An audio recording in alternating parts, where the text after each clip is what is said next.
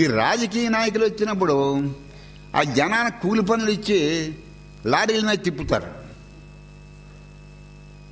అది పెద్ద మీటింగు, అది పేపర్లు వేస్తాడు ఎంతమంది జనం వచ్చారు. వాళ్ళు కూలి పనులు ఇచ్చి లారీల మీద తీసుకెళ్ళి కూర్చోబెడతారు. ఏ జ్ఞాని అటువంటి పనులు చేయడు. వాడికి జనంతో సంబంధం లేదు. 1,00,000 మంది మధ్యలో ఓ జ్ఞాని కూర్చుంటే ఎవరో లేరు అనుకుంటాడు. మీరు ఒంటరిగా కూర్చున్నప్పుడు ఎలా ఉంటుందో 1,00,000 మంది మధ్యలో అలాగే కూర్చుంటాడు జ్ఞాని. ఎప్పుడైనా సభ అల్లరగా ఉంటే గాంధీ గారు మీరు ఎప్పుడు గొడవ చేయకుండానే ఎప్పుడు అనలేదు, మీకు ఇలా అనబడు, డోంట్ మేక్ నాయిస్, శబ్దం చేయకుండా, అలా నోటితో చెప్పేవాడు కాదు. సభల్లో ఇలా అనబడు, చెయ్యి ఇలా అనబడు, అంతే, దట్ ఈస్ స్టాప్, అయిపోయింది.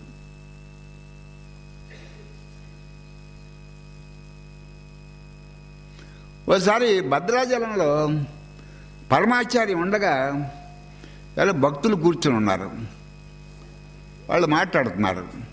ఇంతలోకి అప్పుడు చీఫ్ మినిస్టర్ బ్రహ్మానందరెడ్డి.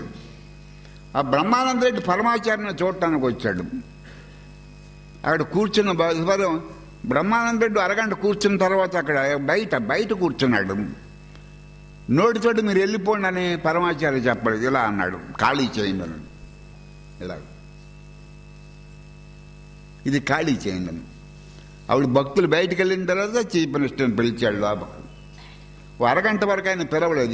వీళ్ళతోటి మాట్లాడవలసిన మాట్లాడేశాక ఇలా అన్నాడు, అంటే హాల్ ఖాళీ చేయండి అని. తర్వాత బ్రహ్మానందరెడ్డి వచ్చాడు. అంటే వాళ్ళు చెప్పేది ఎక్కువ సైలెంట్. గాంధీ కూడా డోంట్ మేక్ నాయిస్ ఇటువంటి మాటలు ఎప్పుడు అనలేదు.